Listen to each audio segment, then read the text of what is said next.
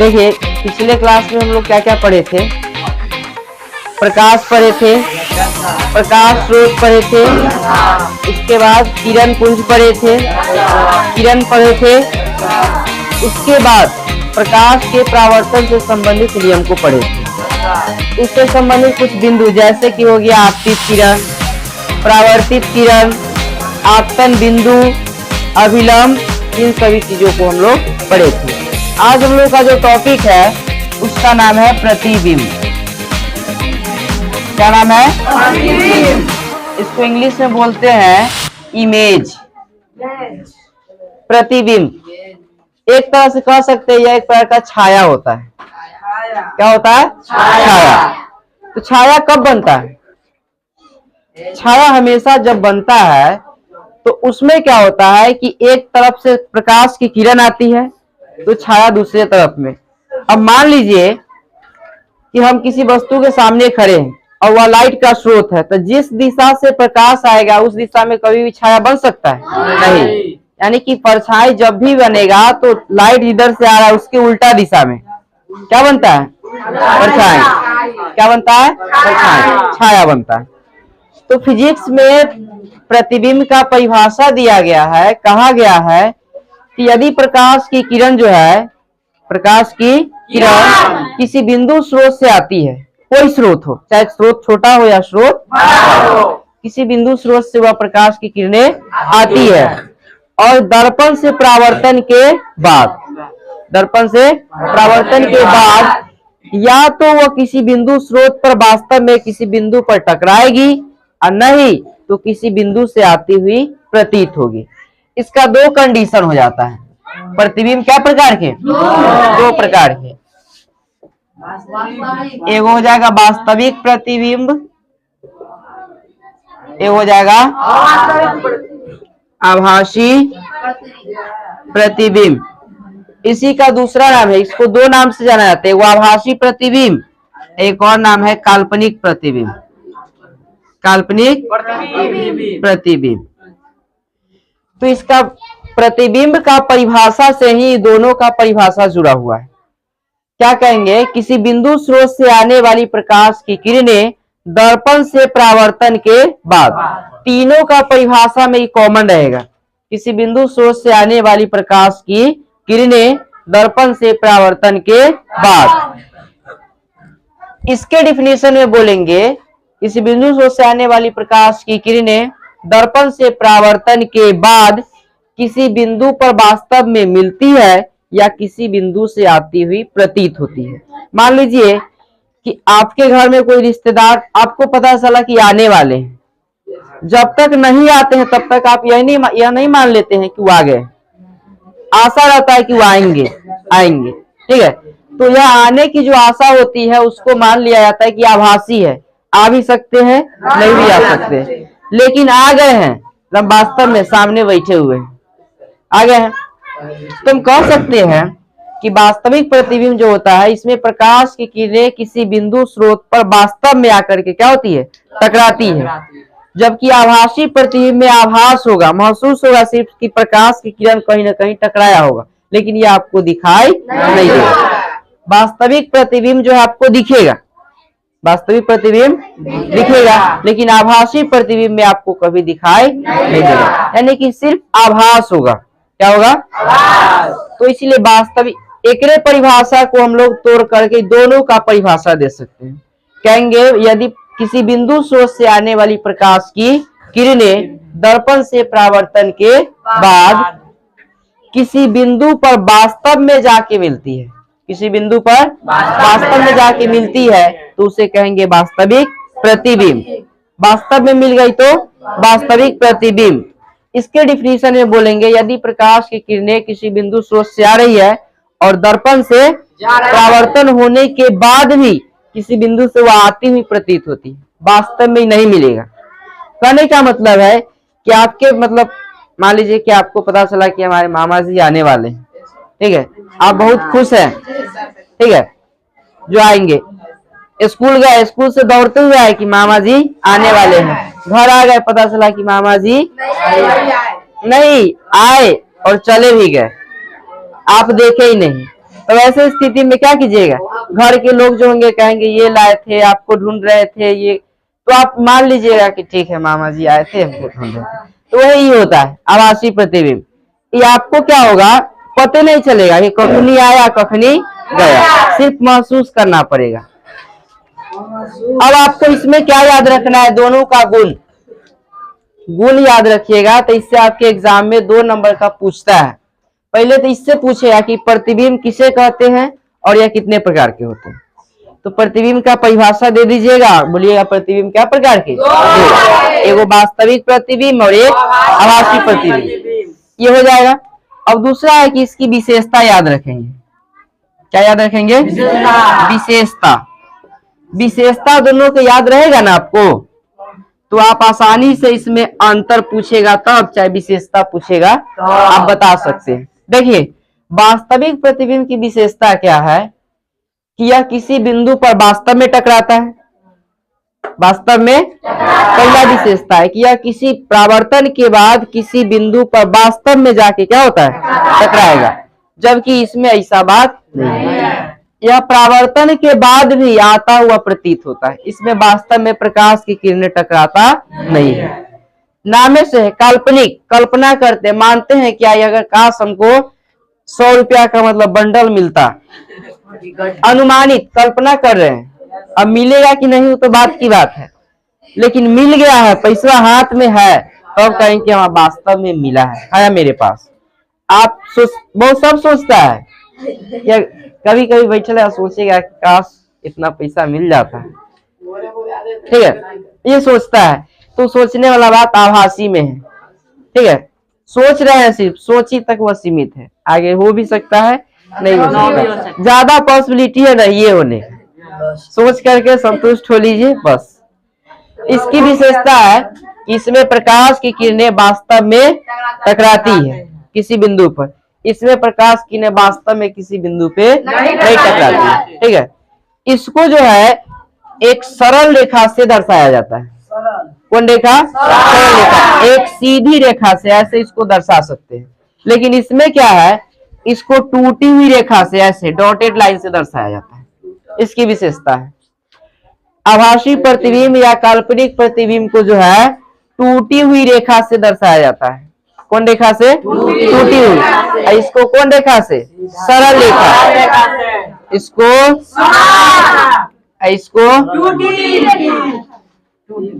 टूटी हुई रेखा से, बीच में टूटा हुआ है ना, ऐसे रेखा से दर्शाएंगे तो समझेंगे कि वह आभासी प्रतिबिंब का रेखा है, और सीधा ऐसे दर्शा दिए तो कहेंगे कि वह वास्तविक का है।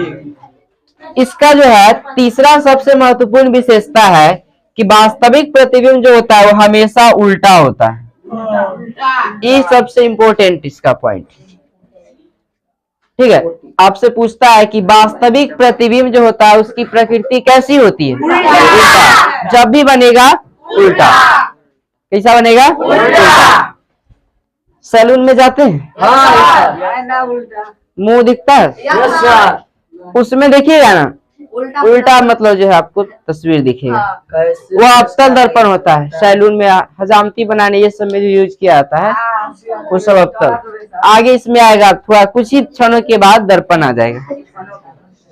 तो अवतल दर्पण की विशेषता है इसमें बनने वाला प्रतिबिंब कैसा होगा, इसमें कैसा होगा, सीधा, यानी कि वास्तविक प्रतिबिंब हमेशा उल्टा होता है, आभासी प्रतिबिंब सीधा होता है। अब आप बताइए जो असली में फोटो खिंचाएगा उसका आप दीवार पर लगा दीजिए, कहीं लगा दीजिए, अब फोटो खिंचावे नहीं किया है ओकरा क्या दीवार में शीशा में फ्रेम में लगा सकते हैं? देखिए वास्तविक प्रतिबिंब में तो इसमें रियल में प्रतिबिंब बना है, तो जब प्रतिबिंब बना है ना तो इसको हम पर्दा पर प्राप्त कर सकते हैं। वास्तविक प्रतिबिंब को इसको जो है पर्दे पर प्राप्त किया जा सकता है, ठीक है, लेकिन एकरा कोई इसके पास पॉसिबिलिटी नहीं है, इसे पर्दे पर प्राप्त नहीं किया जा सकता है, इसे पर्दे पर प्राप्त नहीं किया जा सकता है। चार गो हम विशेषता भी समझे। सबसे पहली विशेषता कि वास्तविक प्रतिबिंब में इसमें जो किरण है किसी बिंदु पर वास्तव में टकराती है, ठीक है। दूसरा विशेषता कि इसके किरण को एक सरल रेखा से दर्शाया जाता है। कौन रेखा से? सरल रेखा से।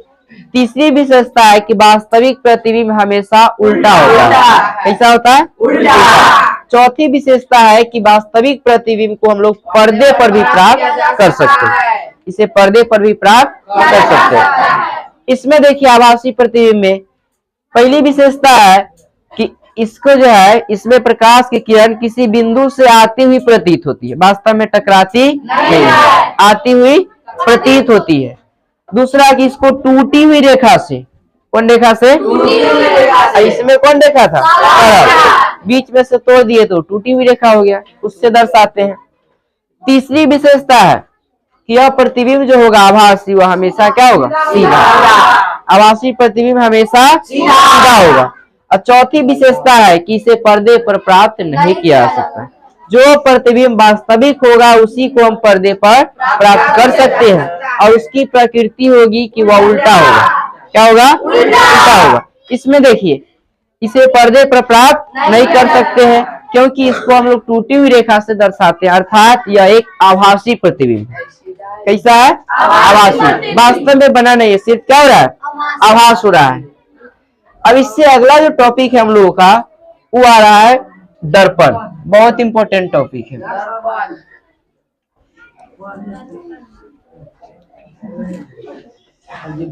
अगला हम लोग का टॉपिक है दर्पण। इसको इंग्लिश में बोलते हैं मिरर। मिरर क्या है? दर्पण।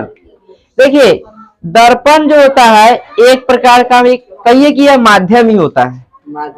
माध्यम है, यह एक ऐसी वस्तु है जो किसी अन्य वस्तु की प्रतिबिंब अपने में बना लेता है, दर्पण कहलाता है।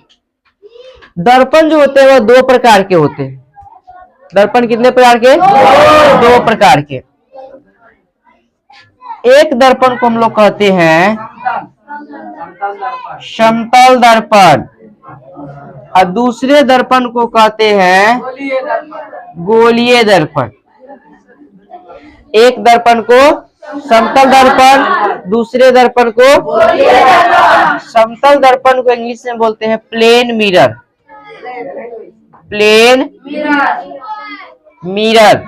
इसको इंग्लिश में बोलते हैं एस्फेरिकल मिरर। एस्फेरिकल।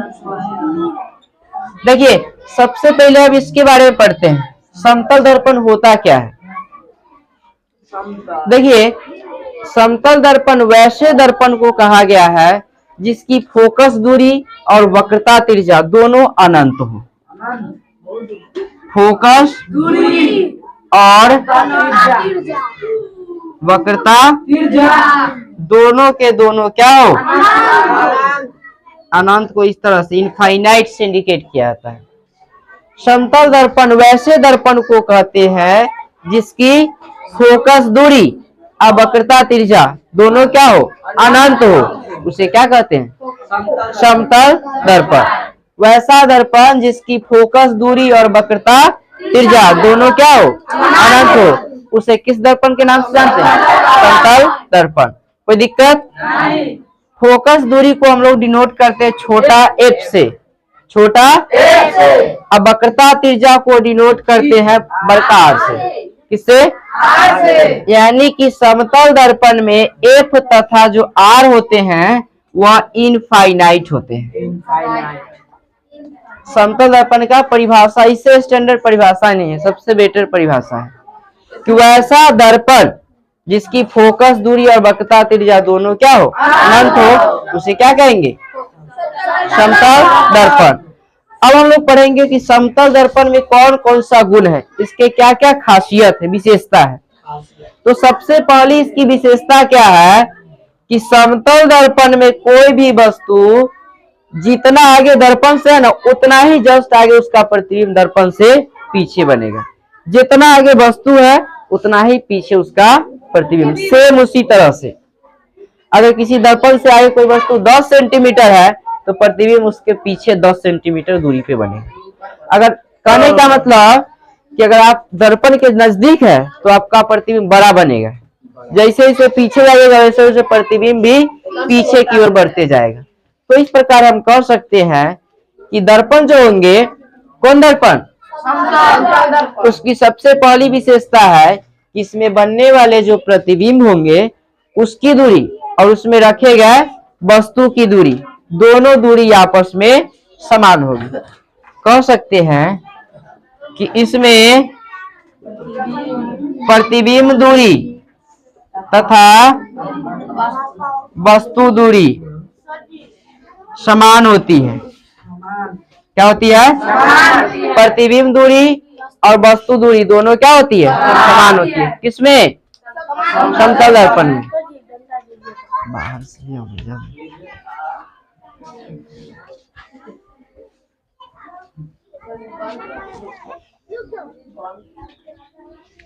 देखिए, प्रतिबिंब दूरी को डिनोट किया जाता है भी से, अब वस्तु दूरी को डिनोट किया जाता है, अर्थात समतल दर्पण में जितना यू का मान होगा उतना ही भी का मान।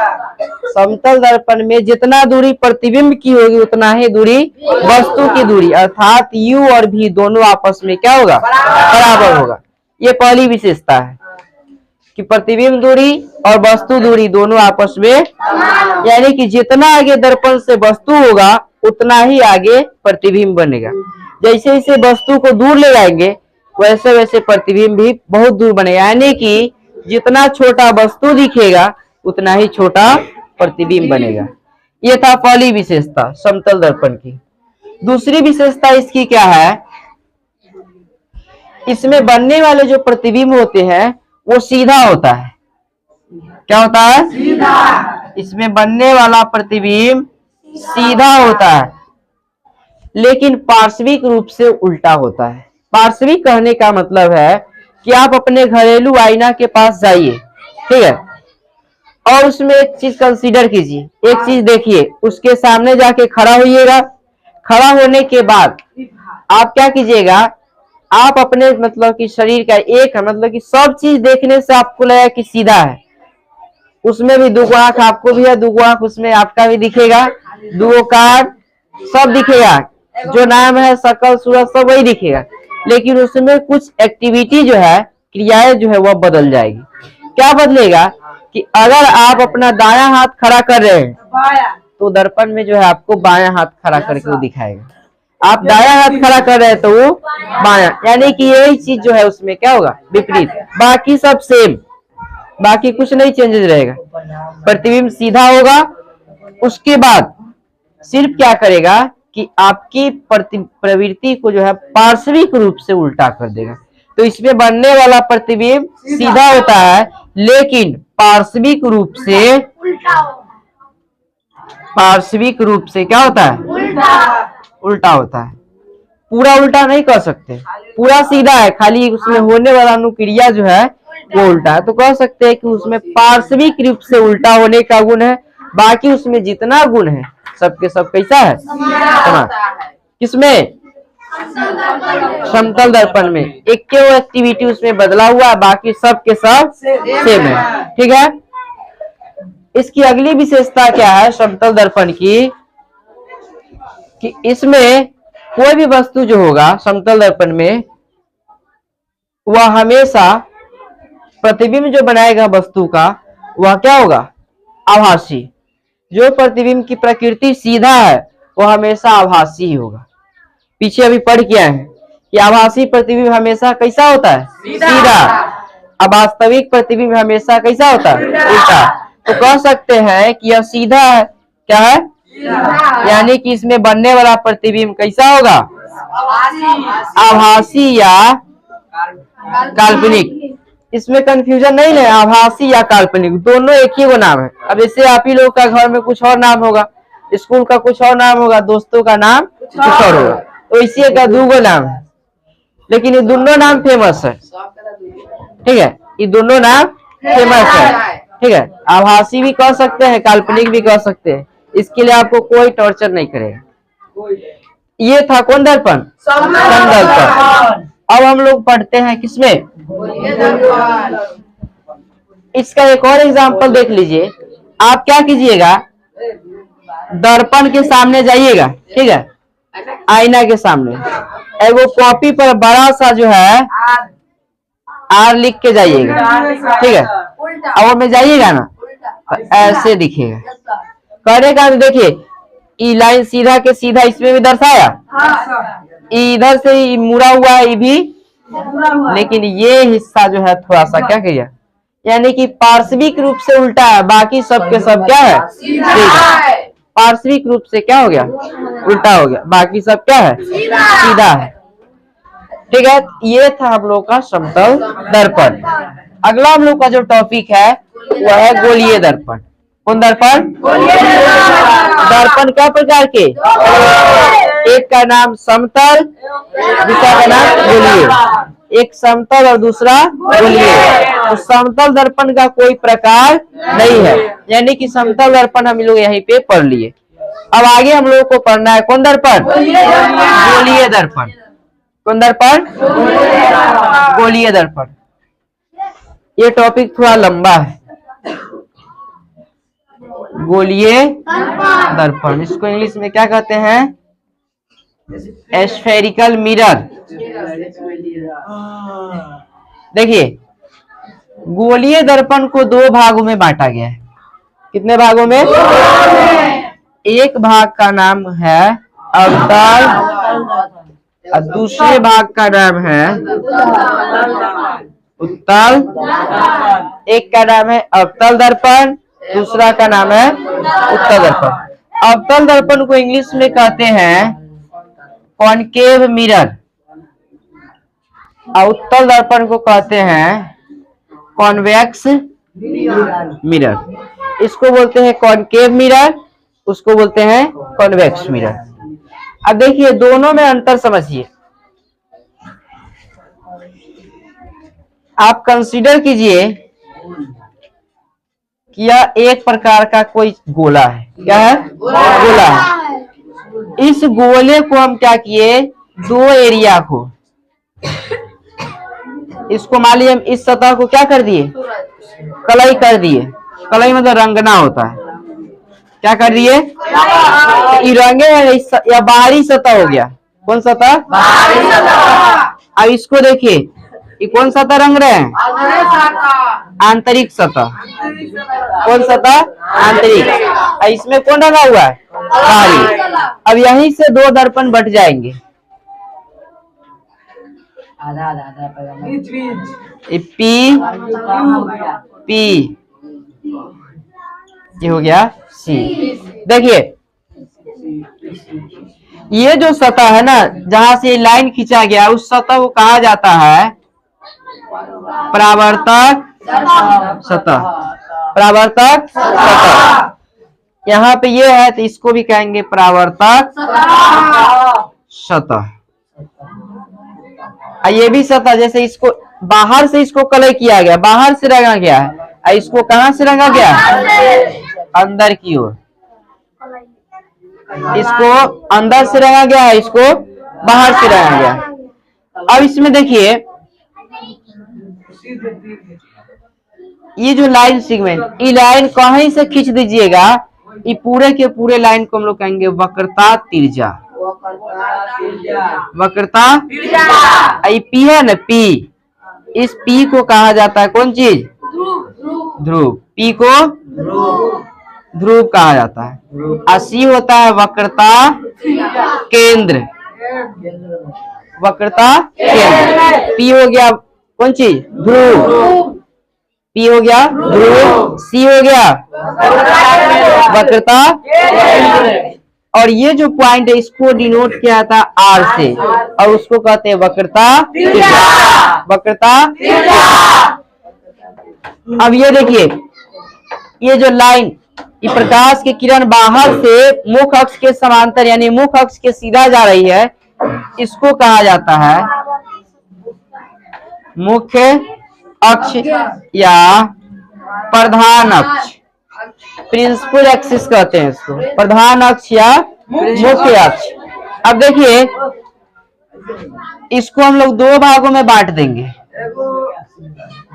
देखिए ये बाहर से रंगा हुआ है, ये कलई कहाँ से किया है? बाहर से। तो बाहर से कलई करने के कारण यह दर्पण बन गया अवतल। क्या बन गया? अवतल दर्पण। ये कहाँ से रंगा हुआ? ये बन गया उत्तल दर्पण। अब यहीं से दोनों का हम डिफिनेशन बना के बोल सकते हैं। उत्तल दर्पण किसे कहते हैं या अवतल दर्पण किसे कहते हैं? देखिए 3 गो हम आपको डिफिनेशन इसका बताएंगे, जो आपको अच्छी तरह से याद हो आप उसको याद कर सकते हैं। देखिए एकल परावर्तक सतह कहाँ से? बाहर है कि अंदर? कहाँ है? बाहर। ठीक। एकल परावर्तक सतह कहाँ है? परावर्तक सतह अंदर है। तो पहला इसका डिफिनेशन हो सकता है उत्तल दर्पण का कि वैसा दर्पण जिसकी परावर्तक सतह अंदर की ओर हो उसे कौन दर्पण कहते हैं? वैसा दर्पण जिसकी परावर्तक सतह कहाँ हो? अंदर हो उसे क्या कहते हैं? और वैसा दर्पण जिसका परावर्तक सतह कहाँ हो? कहाँ हो? उसको क्या कहेंगे? जिस दर्पण का परावर्तक सतह बाहर हो उसे अवतल दर्पण, और जिस सतह का परावर्तक सतह अंदर हो उसे उत्तल दर्पण। एक इस तरह से। दूसरा परिभाषा इसको कैसे दे सकते हैं? वैसा दर्पण जिसका बाहरी सतह क्या किया हो? कलई करने का रंगा हो, रंगा गया हो। तो वैसा दर्पण या वैसा गोलीय दर्पण जिसकी बाहरी सतह कलई किया गया हो उसे अवतल दर्पण कहते हैं। वैसा दर्पण जिसकी बाहरी सतह कलई किया गया हो उसे अवतल दर्पण, और जिस दर्पण का आंतरिक सतह कलई किया हो उसे उत्तल दर्पण। आंतरिक सतह कलई कर दिए तो कौन दर्पण? उत्तल। अब बाहरी सतह कलई कर दिए तो ठीक है। दूसरा तीसरा इसका डिफिनीशन कैसे दे सकते हैं? इससे रज्जित करने का रंगाई करके, कलई ना बोलिएगा तो रज्जित बोलिएगा। वैसा दर्पण जिसकी बाहरी सतह रज्जित हो, क्या हो? रज्जित हो। बाहरी सतह रज्जित हो गया, कौन दर्पण हो गया? अवतल। और जिसका आंतरिक सतह रज्जित हो वह उत्तल। बाहरी सतह रज्जित हो गया तो अवतल, आंतरिक सतह रज्जित हो गया तो उत्तल। अब इस तीनों में से जो आपको याद होगा वो याद करके आप लिख सकते हैं। ठीक है। सबसे स्टैंडर्ड इसका यही होगा कि वैसा दर्पण जिसका परावर्तक सतह बाहर की ओर हो उसे अवतल दर्पण कहते हैं, और जिसका परावर्तक सतह अंदर की ओर हो उसे उत्तल दर्पण कहते हैं। हो जाएगा याद? अब देखिए इसमें जो पॉइंट सब आया है उस पॉइंट को जो है कैसे याद रखेंगे। जैसे देखिए आपसे पूछ दिया वक्रता केंद्र किसे कहते हैं, वक्रता त्रिज्या किसे कहते हैं, ध्रुव किसे कहते हैं, या पूछ दिया कि गोलीय दर्पण किसे कहते हैं। ठीक है। तो देखते हैं बारी बारी से सभी को।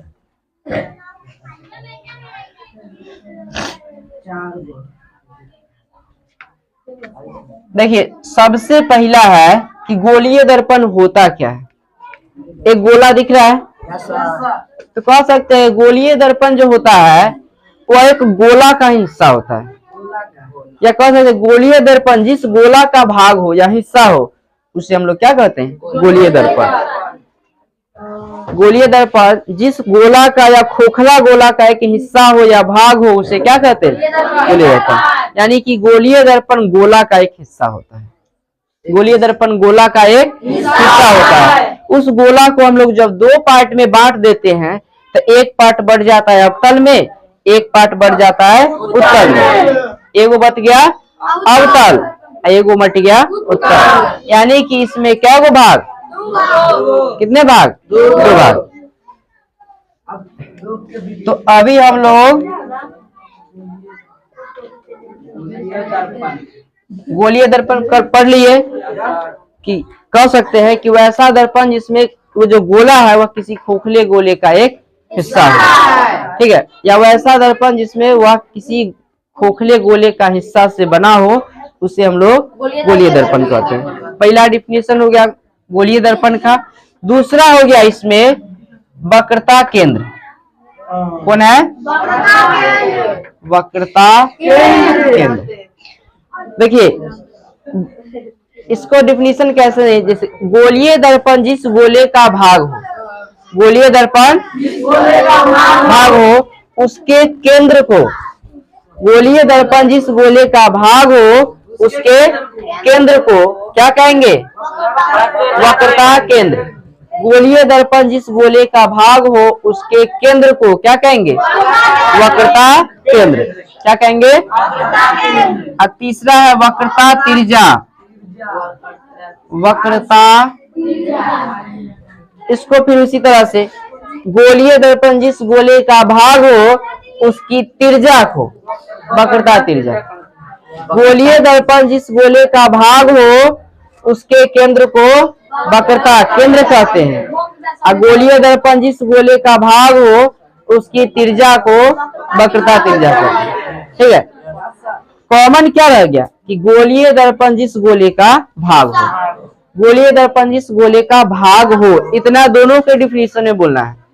गोलीय दर्पण जिस गोले का भाग हो उसके केंद्र को वक्रता केंद्र और उसकी तिर्जा को वक्रता तिर्जा कहेंगे। क्या कहेंगे? तिर्जा कहेंगे। वक्रता तिर्जा जो है इसको डिनोट किया जाता है आर से, अब वक्रता केंद्र को डिनोट किया जाता है, दोनों बड़ा है, कैपिटल लेटर, सी भी कैपिटल है और आर भी कैपिटल है। ठीक है, उसके बाद देखिए अभी कौन चीज है? ध्रुव। क्या है? ध्रुव। तो कह सकते हैं ये ध्रुव है, तो बोल सकते हैं कि मुख अक्ष है।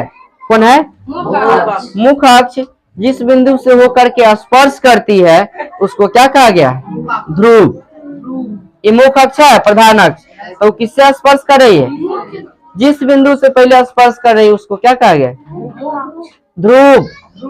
प्रधान अक्ष या मुख अक्ष सबसे पहले जिस बिंदु से स्पर्श कर रही है उसे ध्रुव कहा गया। क्या कहा गया? या कह सकते हैं कि मुख अक्ष और वक्रता केंद्र को मिलाने वाली रेखा जो है उसको क्या कहा गया? ध्रुव। इस बिंदु का नाम क्या है? ध्रुव। इसका नाम क्या है? वक्रता केंद्र।